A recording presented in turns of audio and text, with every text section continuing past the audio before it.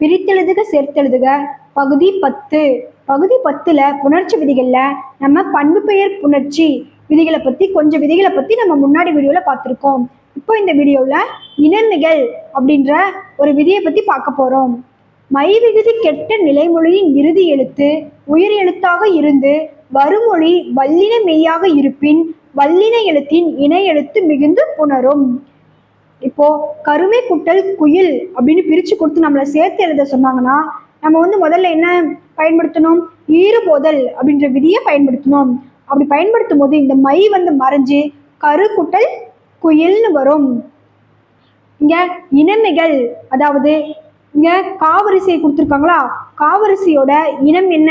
இக்கோட இணை எழுத்து இங் அப்படின்றதுனால இங்க இங் அப்படின்ற மெய்யெழுத்து மிகும்.